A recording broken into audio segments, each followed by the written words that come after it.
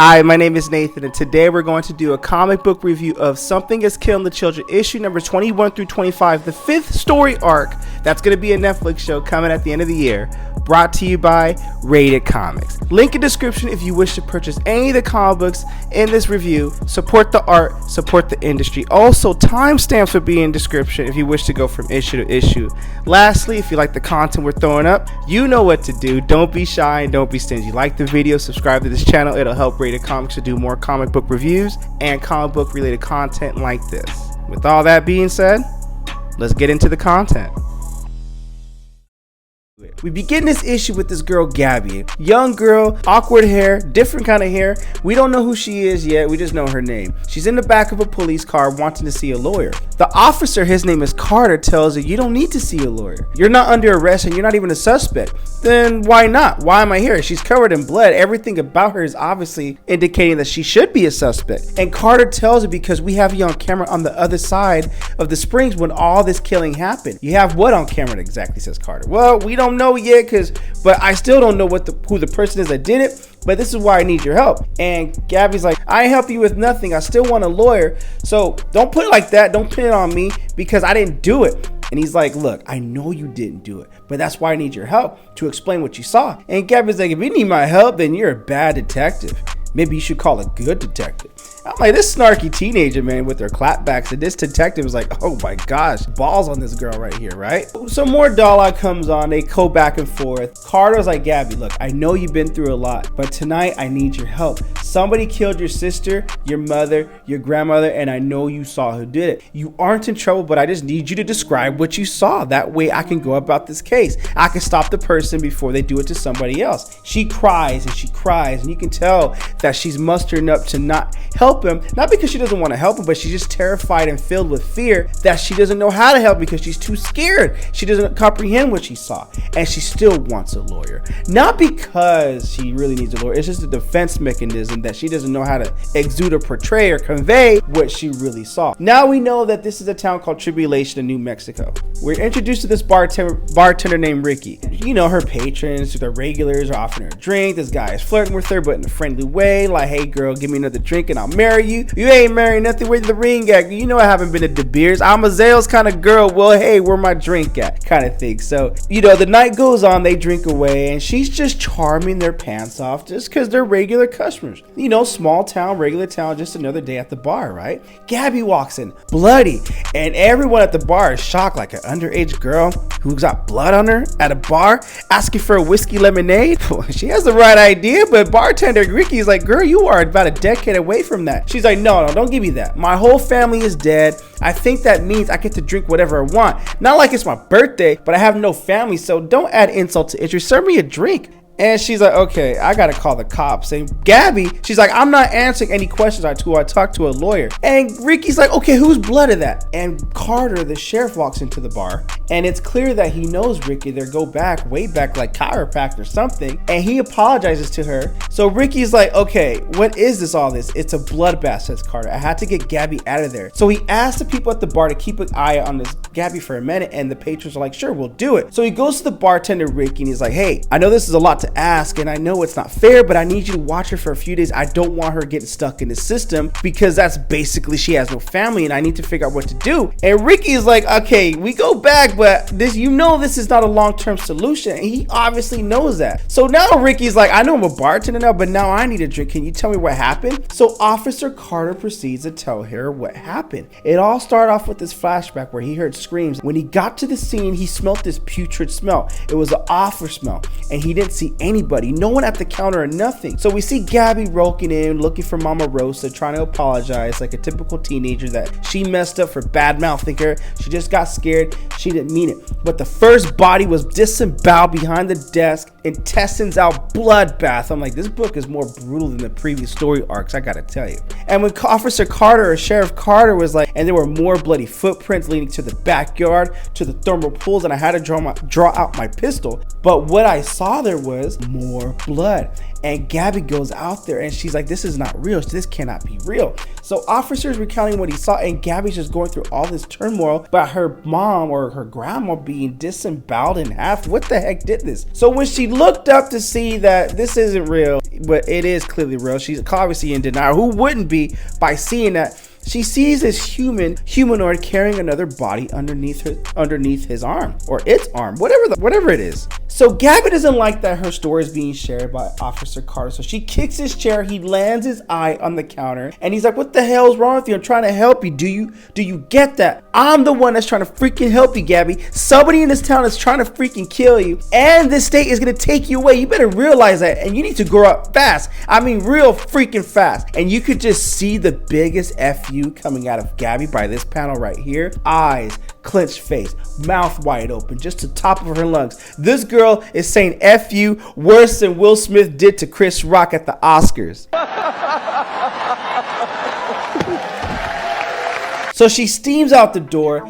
Carter is like, I don't know what I did. Ricky is like, you know what? You probably shouldn't have yelled at her, but you did at least teach her a lesson. So when Gabby goes outside and cries it off, she goes back into her memory bank. And this humanoid, whatever it is, you can tell it's clearly not human.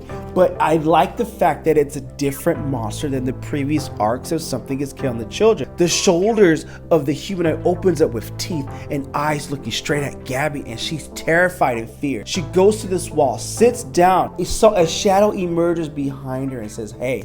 Gabby turns around and says, hey. And guess who we see at the end of this issue?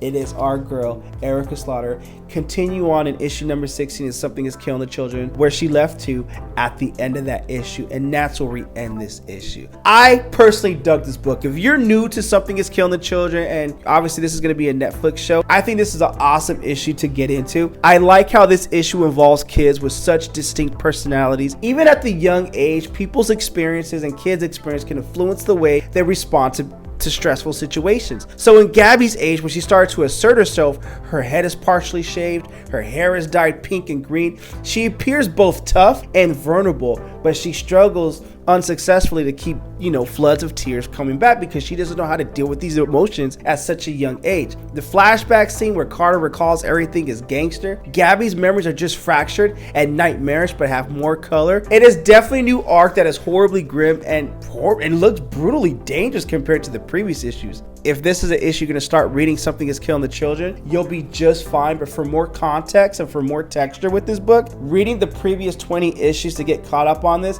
will definitely give you a full-on experience with it. Link in description if you wish to add this comic book to your comic book collection.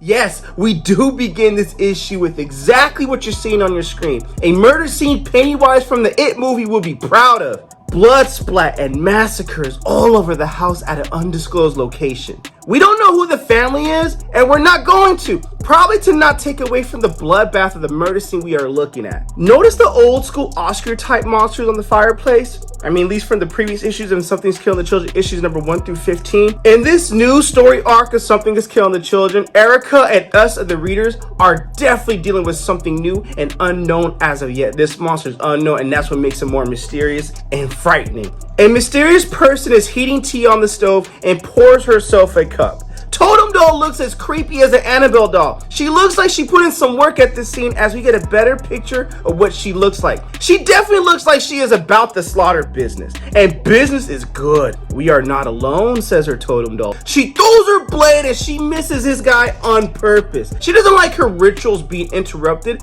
as rituals are important to her. Rituals keep her level-headed, and the house prefers her level-headed. If her ritual is to have tea after a bloodbath, I wonder if she's borderline crazy in the head. The mysterious guy who covers his face is from the House of Cutter, counterpart of the House of Slaughter. He tells her that the House of Cutter would prefer her to be on her way for America right now. The dragon got word from the House of Slaughter that they have a rogue agent, Black Mask, a young woman. You already know where this is going. Retrieval or elimination, she asks. And the answer is elimination, and her target is our girl, Erica Slaughter. Something Killing the Children issues number 15 and or the third story arc 11 through 50 explains the reason why Erica is hunted. I'll put the card up top and link in description if you want to check out that video if you're tuning in for the first time. In New Mexico, Erica confronts the girl Gabby, aka Gabriela Lopez, about what she saw from the latest attack from the last issue. Erica finds that reaching her is a lot harder than she thought when the girl verbally abuses her. Gabby denies seeing anything at first,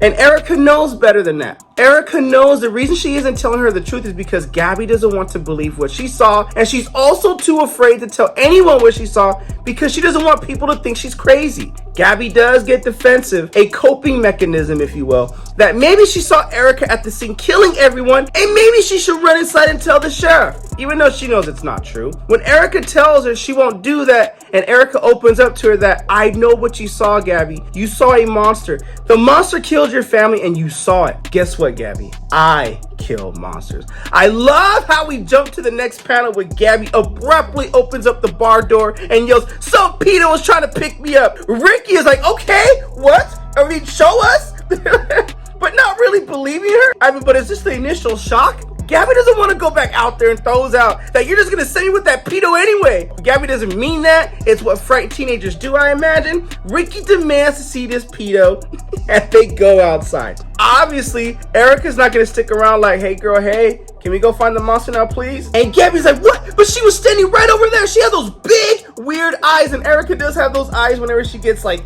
conviction, like we got to do this, you know? It's what makes her interesting. Ricky goes eye level with Gabby. You don't have to pretend that you're okay. I know that you're not okay. And I know in you your whole life, it is okay. We got you. And Gabby, once again, another defense mechanism. Like, you know what? You just want to bang my dead aunt anyway to make me your family. And Ricky's like, hands on their waist, like, okay, maybe that's truth, but you need a freaking shower. You stink. And this is a callback from Something is Killing the Children, issue number 1, when Erica slays the monster in the woods. She tells the girl in the wagon, I need to take a shower, I stink. So is this possibly foreshadowing that Ricky could possibly become the next Black Mask or the next monster hunter?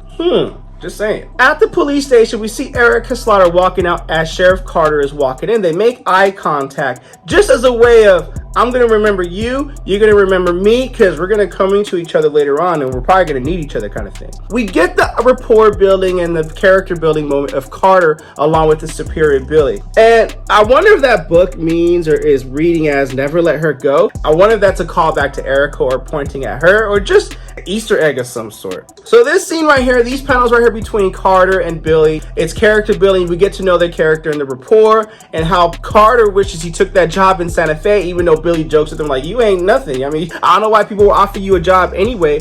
But we get to know his character and his backstory about his mother and why he sticks around in town. So we end the panel with who's got the crime scene at Wolfwater, which is the scene where Gabby's parents and family were murdered at, and it's Benji. Carter's like, okay, I'll give him a call on the radio because to see if he's getting lonely out there. So meanwhile, in Ricky's house, Ricky puts Gabby to bed, and they have another conversation right there. We get to see that Gabby is tense, she's dramatized, she's also, guarded. But, a little bit of moment right there. But when nightfall happens and she goes to sleep, she hears something outside. And it's Erica going back to the crime scene to investigate what happened with Ricky's family. And Ricky sees her and Erica's sneaking in and Benji is asleep in the car. And Ricky just gets tensed up because this is like reliving the past again. Ricky, come quick! As Erica investigates the scene, she puts Octo on the ground. Octo's like, it's not an Oscar type monster. You're not dealing with what you dealt with previously. And I love that about it. And Erica's like, I can see that. And Octo's like, it likes warm water. It likes how it heats its meal. And Erica's like, okay, but it's sightings of like, it's a human shaped kind of Oscar type, or not an Oscar type, but it's a human shaped monster. And Octo lets us know and lets Erica know that, what? They usually send a whole pack of white masks if they suspect the creature of this class. They don't go down easily. And Erica's like, I see. And keep in mind, in issue number 20, white masks, they hunt big game monsters in groups. Black masks, they're lone wolves. They hunt monsters as a single unit. No help needed. So Benji gets up like, ma'am, I'm going to need you to put your hands up in the air. Erica's like, crap. got caught. And Benji's like, you know, I'm gonna bring you in. You're not gonna give me any trouble. No, sir. So he brings her in, takes her away, and Benji's like, I think this town has got all the trouble it can handle. As she leaves behind Octo, and that's where we end this issue. I think this issue is intense, intriguing, and a tense story in this issue. Erica's mission is becoming more complicated than her last one, and those complications are compelling and dangerous. I personally feel if you're going to continue on a story, you got to up the ante, up the complications, level up the tension. And not to mention, she's also being hunted while she's doing the hunting. I love the heightened level of danger in the story, and I cannot wait to see how it all turns out and how dangerous this is going to get. We begin this issue outside this house. It's Gary Slaughter. This is a brother from issue number 20 in Something is Killing the Children, who was part of Erica Slaughter's initiation. Actually, it's part of issue number 17 through 20, where he takes a huge part in that. The phone rings. It's early in the morning. He's like, hold your horses. Who the hell do you think you are calling me this early? And it's Erica Slaughter on the other line. Come on, Big Gary.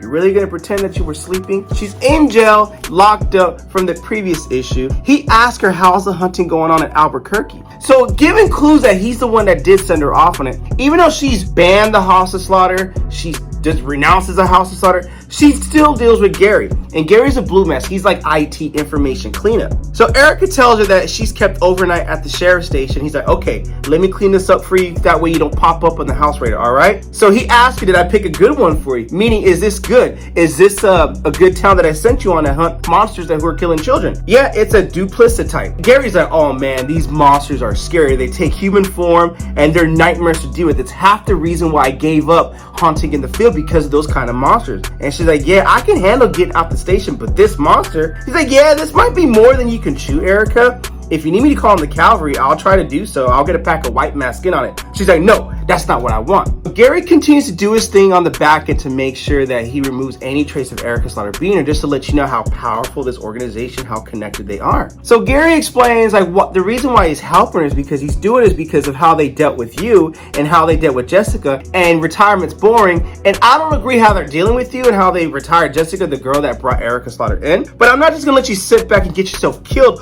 over mommy and daddy issues, Erica. This monster's way too much to handle. Let the white mask do it. Erica's like, Big Gary, look, I'm done with the St. Order of St. George. I'm gonna do this regardless, all right? So do what you need to do to clean up after me, and then I'm gonna do this. I'm gonna kill these monsters. Just find me something I can use. Go to the House of Slaughter library on how these monsters were killed. And Gary's like, I don't know how to do that because they're gonna ask me why I'm looking into this kind of stuff. So Erica just tells him, look, man, just tell them that you're looking for some scary stuff to read, whatever. So police tells her, look, wrap up your phone call, all right? So Erica tells her in her moment, just to let her know that she still has this good rapport with Gary, like, kiss the puppies for me every day, all right? I do that, just don't die. I'll do my best. And he has a look in his face like, this is gonna be tough right here. All right, I'm done. So Erica tells her brother, I wanna talk to the sheriff. Now we're gonna skip a couple pages here with Gabby and the bartender. I'll let you guys look into that if you do decide to purchase this comic book. Link in description, by the way, if you wish to add this comic book to your comic book collection. So in Sheriff Carter's office, he looks at Erica Soder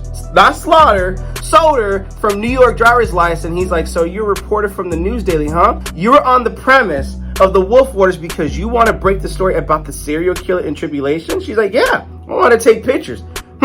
Funny because there wasn't a camera in your bag. Oh, says Erica as she sits cross-legs, posturing, you know, figuring what her next line is going to be. But we did find these knives, and he pulls out all these knives on his desk, and he's just like, well, it's a serial killer on the loose. I want to stay safe. All right, besides the point, Sheriff Carter says, why do you want to write this story? Well, I don't know. It says something about how there are all these horrors in these little corners of the country that people don't know about, and I want to write something that people should know about, so this is an interesting piece to me. And he looks at her like, you just don't seem like a New Yorker. And I think this is like a flirty moment like with her. Like, there are lots of types of New Yorkers. Have you met anyone from New York? With those eyes. She does those things with those eyes, and he just looks at her like, I ain't buying that shit. Look, I just can't have you breaking into property, says the sheriff. I shouldn't even be cooperating with the press on this, but you're the only press that's here. For whatever reason, nobody else wants to pick up my calls. So this is off the record. I don't know what I'm doing. Someone is killing the children in these hot springs, and these children I've known for their entire lives. Now, I see movies where the detectives who know all the tricks and mastery and trickeries to understand the minds of a killer, but I'm not one of those. I don't put myself in that headspace. I can't understand. I can understand desperation. That's the kind of person I am, but I can't understand madness. And Erica's like, oh, well, I think it might be best to consider it kind of, I don't know, a kind of animal, trying to help him understand, like a predator. Do you hunt, Sheriff? He's like, well, sometimes, when I was a bit younger, yeah. So Erica tells her, think of the type of prey it likes. Think of where it can find that prey. You make it seem like we're hunting some kind of monster. Where aren't we? Isn't that what we talking about? I'm talking about what you talking about, bruh. So Erica continues the dialogue and asks him how many hot springs are there in Tribulation. He's like, freak, man, I don't even know. Ballpark can say about 15. Then there are a few more that have been shut down, but teenagers tend to use them as hangout spots. We're in a town that's not really a tourist destination. So it's rare when people like you show up. It's not like we're on Route 66 and that people just show up. No, it's a dried up spot. It's a sad dead end detour with some hot water. So Erica's like, okay, well, I hear your part, bro, but do you have a map of the town? He's like, well, perhaps. But we have a cabinet here that hasn't been used in ages, but the sheriff used it to make, keep our case logs and stuff. So maybe this will help you. It's a bit out of date, but hey, hopefully this goes with you, So Erica's like, let me see what I can dig up and find an angle on the story. I won't get into any trouble without calling you first. Yeah, okay. So Erica looks at him like these puppy dog eyes. Am I free to go? Sheriff Carter's like, well, you're not lying to me, right? What do you mean lying?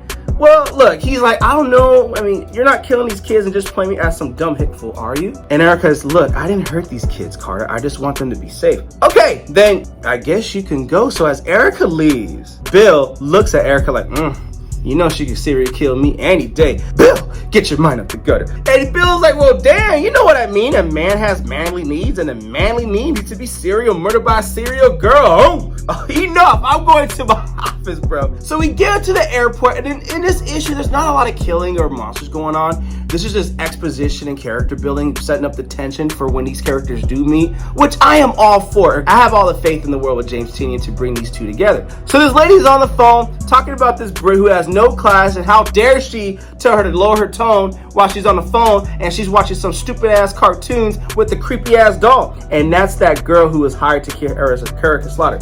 So when she gets to the house of Slaughter and she's greeted by Cecilia, she tells Cecilia, hey, you know what? Hold my doll for a moment. Of course. So as that lady on the phone goes into the bathroom, she goes into the bathroom too and gets out, and you can only assume the worst. And she does indicate that, can you deal with cleanups, right? Well, yeah, of course. So Cecilia makes a call, kill all the footage in the baggage claim here at O'Hare Airport, freeze all cellular activity, have a body in the woman's restroom by claim 6. And this girl's like, that's kind of you. Now, she was so rude to say that on the flight about you, doll. And Cecilia's like, okay, this is kind of creepy. So as they walk to the car, she asks her, do you know her well? Excuse me? And this girl's like, no, not the lady in the loo, Erica. And Cecilia's like, well, I've known her since she was very young. You didn't answer my question. And Cecilia's like, well, I did know her well, but she would disagree with that. And now you want her dead. I want what's best in the interest of the Order of the St. George. And I love how each panel here gets darker and darker in tone after each dialogue is exchanged. So Cecilia continues, there was a time I would have been satisfied with Erica being brought back to heal and kept in line, but she's done enough damage. Say it. Just say it. I want her dead, says Cecilia. Well, good. Well, don't you worry, Cecilia. I'm here to make your dreams come true. And that's where we end Something is Killing the Children, issue number 23. I absolutely love this issue, even though we see no monsters or death or gore from what, helps from what I love about this issue. It's great tension building where we get the character building and the story moves forward from when these two actually do meet. And I am curious to see how this monster is going to be attacked and dealt with on both sides. They have to team up. I don't know how this is going to go, but I'm loving this new story arc. Link in description if you wish to add this comic book in your comic book collection. With all that being said, begin this issue with the husband and wife arguing over a bathing suit that she packed, but he can't find it. And she tells him, well, maybe if you would have packed your own bag, you would have been able to find it. Calm the F on, this should be on a vacation. We're on vacation, we're arguing about a bathing suit. He is right, but there's something more lurking and dangerous going around. Their kids, their daughters, are swimming out in the hotel pool or the motel pool, whatever they're at, and it's dark, and you can tell by the setting and this panel that it's eerie and very ominous, So they know their parents are fighting again, and this sister comments that I wish the pool wasn't so hot. It makes you want to go to sleep or pee. Kids banter, don't go pee. Ew, I'm trying to swim in here. Well, you're so gross. I'm just saying, like, don't trip about me being so gross. I'm just saying how this pool makes me feel. It's not what it's going to make me do. So one of the sisters points out there's something lurking out there, and that's the monster from issue 21 that we haven't seen much more after that. But he looks different. Different than an Oscar type monster. This monster looks more like a humanoid, dangerous, and just not even a face to it. Like, you notice that there's no face to it. So they call him out. What's your problem? Get out of here, perv. And he's not saying nothing. And we get a closer look at him, and this monster is just eerie. What's wrong with his face, says one of the kids. It's very ominous and just, dude, if you just see nothing, no face, no name, no action, just eerie still like that, in that time of night, you will be freaked out. I would be freaked out. It'll be very eerie. I'm not going down like that. So the girls think this has to be this is way too weird. It has to be a mask. And he does something where it clearly shows he is not wearing no mask. Eyes in his stomach, teeth right there. What the F is this? And even the parents like, what the hell's going on out there? And that's where we end that part of the panel right there, where we go into Ricky, where she bypasses the police to go into the crime scene of her family's death. And I like how this issue is more like a breather, where Ricky is going into her parents' house just to get some answers, and she goes to the blood scene, tries to understand and fathom what happened, because I believe she doesn't believe that it was a monster that truly killed her family like Erica Slater told her. She wants some answers for herself. But in that time, she's saying to herself, it's not fair. Why the heck did this happen? Now, what's really cool is I totally forgot that Octo was left behind there when Erica Slater got arrested at the crime scene. So Octo talks to Gabby saying, because something very mean and very hungry did this. What the hell are you? Well, I'm here, right? I'm here, Gabby. And she's crying. She's like, well, let me pick you up. And they form an initial bond right there. I don't know if this is a call to Gabby being the next and being initiated next to hunt monsters, but this is very traumatizing. That's something I would like to pay attention to. So meanwhile at the bar, Ricky knows she's supposed to be responsible for Gabby, but she's texting Sheriff Tate and telling him like, hey, I don't know where she's at. She left. He tells her to shut it down for a few days, and she doesn't want to do that. So she has to smoke while she figures out her next move.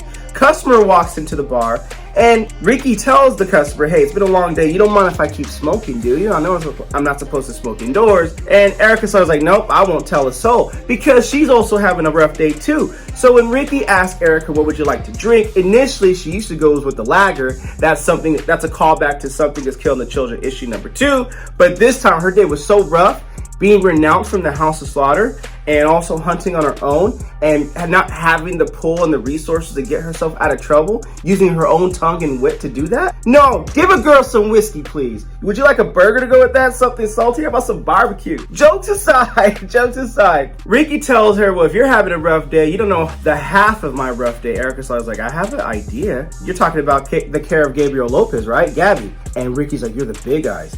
You talked to her the other day in the parking lot, and that's a callback to issue 21. And she's like, why did you talk to her in the parking lot? And Erica's like, yo, I'm a reporter doing a story here on the murders in Tribulation. She's like, yeah, there's a story. So she shows Gabby her reporter's pass or whatnot. And Ricky's like, I bet there are no stories at the New York Daily News or anyone named Erica Slaughter. Well, Erica Slaughter is like, maybe I am a new hire. Then show me something to make me believe who you are. And Erica can't do that. She's like, listen to me. There was a time I could have backed that up. You would have looked me up. There would have been a half a dozen articles, but I don't have that kind of backup no more. Hinting that I'm not with the House of Slaughter. They have that pull. I don't. And Ricky's like, yo, you got to get the hell out my bar, you know? You don't know yet, but there's something freaking weird and dangerous in this small town. None of you are going to be able to stop it by yourself. Shoot me if you want. Just know that the kids are going to keep dying and no one else is going to come help but me. And Ricky's like, okay, before I pull this trigger, who the hell are you? And we get into the backstory who Erica is with this monologue while showing the House of Slaughter, which is really creative. Erica Slaughter, she has such great potential in the beginning, one of our finest hunters. But in the end, she couldn't conform to what the house needed her to be.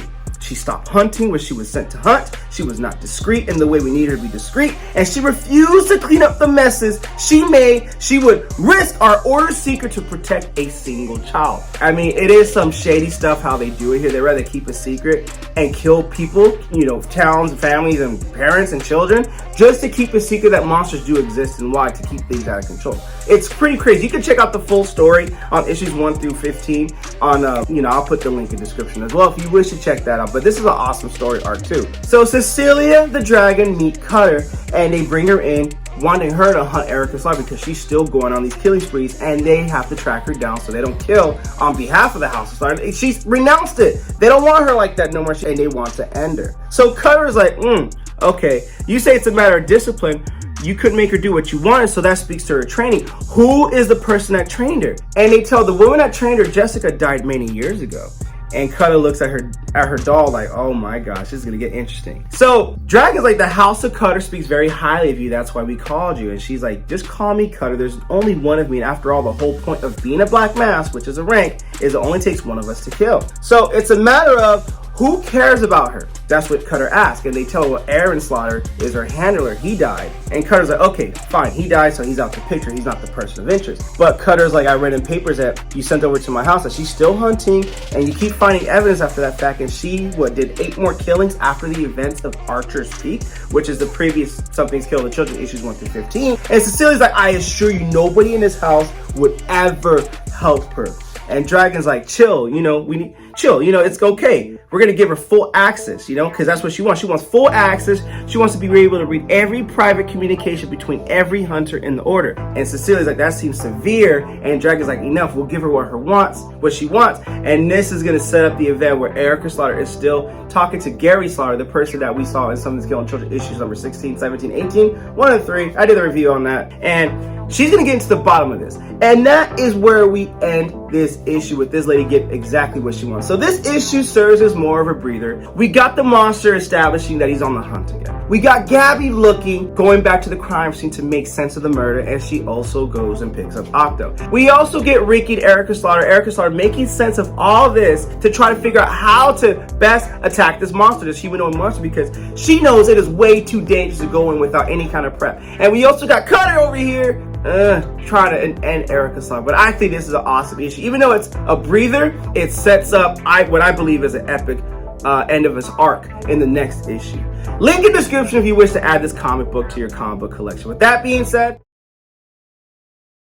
we begin this issue with Cutter being driven outside of Chicago by this white mask. She asked the white mask, how old were you, when you were brought in and they started training you. The white mask tells her 10 years old, and Cutter wants to gets to know deeper about Erica. So she asked the white mask about Erica. The white mask response is, Erica didn't pay much attention to the white mask. She remembers seeing her sparring a bit before she became a full-time hunter. That's all, but we also get the sense that Cutter likes to get inside of people's heads, and she likes knowing itty-bitty details, and this is just second nature to her. So she asked the white mask, good, what about Aaron? Do you know Aaron? And she's like, well, I didn't spend much time around Aaron either, so the house doesn't have any black mask anymore. Nah, not since Aaron died, says the white mask. So she studies hair closely with this white mask, and she's like, really? You don't know him that well? Well, why are you carrying his mask in your pocket? And she snatches it out. Are you happy being with a white mask? And the white mask's like, I'm fine. It's just a conversation. She's just getting deeper and deeper in her head. And this is making this white mask uncomfortable. And Cutter tells her, well, did Cecilia tell you to keep an eye on me, huh? She did.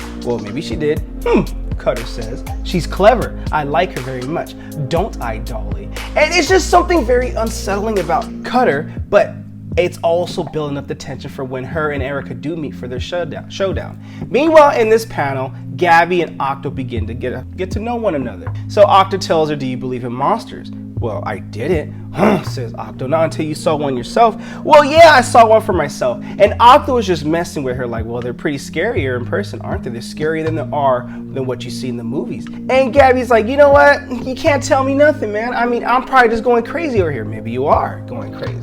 And it'd be hard for you not to tell anyone what you really saw, right? And Gabby's like, okay, I don't know if I should believe you. I don't know what's going on here. And Octo keeps on pressing her like, because a few days ago, you didn't believe in the impossible. Now you are seeing that the impossible is possible. And that impossible that's possible killed your family. And you're just gonna walk away from it? And Gabby's like, look, dude, I think I'm just going having a psychotic breakpoint at this point, or breakdown at this point. So don't even mess with me like that. Well, what if I tell you the thing is eating that killed your family and it's nearby because I can smell its prey? Do you want to find out where it's at? Dude, I mean, okay, this Octo thing is definitely messing with Gabby, and it's kind of cool, but it's also building up more tension. So Ricky and Erica Slaughter are having a conversation, and Ricky's like, so you really want my help? Yeah. Well, why do you think I can help you, says Ricky. I need to speak with Gabby, says Erica. I need her to know and to hear what I'm telling her.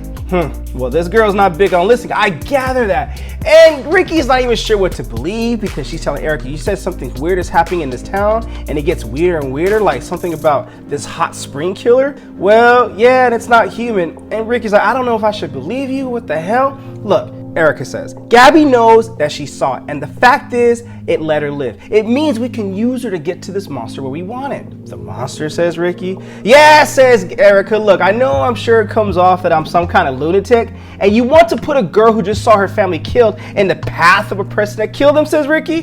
Not a person, says Erica. I know this sounds batshit crazy, but we just gotta go with it. And speak of the devil, Gabby calls Ricky. So, well, Gabby tells Ricky that, look, I went out even though I was told not to go. I figure it'll be time for you to compromise, and I'm gonna go where this octopus is telling me to go to find some dead bodies. What the heck is that supposed to mean, says Ricky? A stuffed octopus? And Erica this just triggers Erica's like, give me the phone, Ricky. Give me the phone. Give me that damn phone. You know, so somebody wants to talk to you, says Ricky to Gabby. Listen, do not listen to the octopus. It's gonna get you killed. It's a bad octopus. Bad octo. You're the lady with the eyes, says Gabby. Yes, I am. That octopus is bad. I don't know you, so I'm just hanging up. Typical teenager that's just petty and it's snarky too. So she hangs up on Erica, and Gabby asks Octo, are you a bad octopus? Yeah, says Octo. I ain't holding nothing back. It's truth. Okay, good. Well, everyone says I'm a bad kid, so I figure we are a match, so let's keep going. So Erica tells Ricky, we got to go. We need to find her right now. What are the closest hot springs to the Wolf Water? Close enough to Gabby to walk to. And Ricky's like, I guess there's a couple. Then we got to go right now. Wait a freaking second, says Gabby. I'm just gonna take your word for it. I'm just gonna take this all for granted. I need you to, says Erica, or Gabby is going to die. Hear me out. Worst case scenario, I'm some sort of nut, and we pick up Gabby and a stuffed octopus, and there's no monsters, nobody's dead, and we could just tell me to F off forever. Or stand in the way, and when you get the news of what happened to her later today, it's going to haunt you for the rest of your life. And Ricky has something to think about, so she does make a business decision, and she goes on. So Octo guides Gabby to the fence, and they're here. It's feeding. Get in quick, if you're quick enough. What are you looking for? Just a peephole, says Gabby. So she eventually cracks the gate. Get in! And when she gets in, she crawls under the bushes and she sees this humanoid in the shadows, just disfigured and looking, ugh. I mean, I'm sure that'll play out very nicely on Netflix when this humanoid monster comes out to real life, but it's like mouth in the wrong places, and eyes on the stomach and just teeth around the eyes, and she's just like FFF, you know? How did I kill it? And Octo just goes silent, indicating Octo is setting Gabby up for death. So when the humanoid senses that Gabby's here and gets closer and walks in like this weird, disjointed, disfigured, it's just not human at all, even though it looks human, and the footsteps approach closer, and you can just hear why did I get the Friday the 13th vibes as as the monster is just approaching Gabby, and all she can do is just close her eyes, put her head down, and Erica Slaughter comes into the rescue and gets to work on this monster. But you can tell anytime she slashes and crashes and stabs the monster, it's not really affecting any kind of damage to it, or it just hurts it. That's pretty much it. Erica stabs it and stabs the eyes on the stomach, and it's not really doing much. It screams in pain, but it's not putting it down to its knees, and so Erica tells Gabby to run. Ricky comes in, Gabby, we got to go, and they go, but Erica, you can tell she's bleeding out from her arm, probably got bitten by the monster, and she's just gonna bleed out to death, and the monster tosses her to the side and walks off, limps off as it just needs to go somewhere and heal. Erica tells Gabby, you didn't run. And Gabby's like, I'm sorry. Well, is it? Well, Erica's like, it's gone for now. Don't worry about it. It's cool for now, but I'm just gonna bleed out.